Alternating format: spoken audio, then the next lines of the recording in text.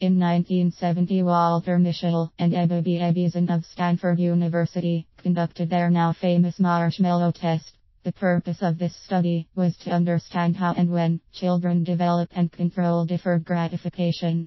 In order to conduct their experiment, they studied children from ages 4 to 6. One by one, researchers led these young children into the testing room and offered them a single marshmallow with a caveat.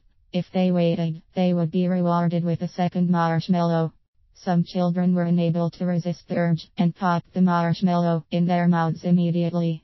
Other children attempted to control themselves, but gave in to their temptations after just a few minutes. A few children showed remarkable constraint and resisted the urge of eating the first marshmallow. Some kids would cover their eyes with their hands. Others turned around so they couldn't see the marshmallow staring back at them. One kicked the desk in an effort of self-control. One kid gently stroked the marshmallow, but didn't eat it, and was rewarded for his patience. After an excruciating 15 minutes, researchers came back and rewarded the children with a second marshmallow. Roughly 1/3 of the children studied were able to delay gratification long enough to receive their reward. At the time, the experiment wasn't revolutionary. The study simply showed that some kids had a preference for delayed gratification. It wasn't until years later that researchers really understood the circumstances of their study.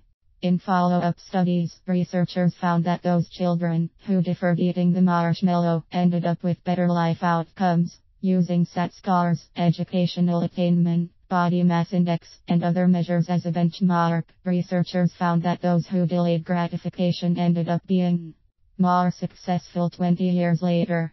Is delayed gratification a good thing? This study implies that delayed gratification is a good thing. It shows that those with patience are ultimately rewarded in the end. But I believe there are some flaws. I am going to argue against delayed gratification. I don't believe it's the great thing that some make it out to be. As a matter of fact, I believe delayed gratification is actually a bad thing. I have become aware that my peers, millennials, are cutting off happiness today so they can achieve more success later in life. All this in an attempt to attain higher job status and receive a higher income. What if we are only chasing the pot of gold at the end of the rainbow? We are told at a young age to do well in school so we can get into a good college. That way we can get a respected degree, which will help us land a well-paying, prestigious job. Then we can marry our soulmate, buy a home, have 2.5 children, and live the American dream. Only after we do all of that, will we feel fulfilled and have a great life. Except this isn't true. This dream is only an illusion we've been fed most of our young adult lives, and many of us are only now figuring this out. Chasing a false dream. My friends are going to school longer and getting more degrees in order to fulfill this false dream. They're caught chasing the carrot of finding a job they love that will hopefully land them a fat paycheck. But this isn't what happens. Here's the truth.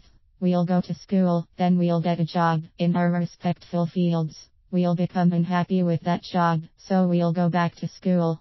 We'll hope that our new job pays better and is more respectable. Then maybe, just maybe, we'll be happy. When we finally achieve all this, we realize we aren't any happier than we were before. As a matter of fact, we are more stressed and unhappy. We've been told that delaying gratification is going to make us happy. We are going to make more money so we can buy a bigger home and send our kids to the best schools. But once we reach these predetermined goals, we are going to find that we are still waiting on that promised feeling of happiness and accomplishment. The vicious cycle of success. Many people hate their jobs or have horrible bosses. Their work doesn't fulfill them. They're not respected. They're not rich and powerful like they thought they would be. They haven't changed the world yet. Many people try to escape this rut.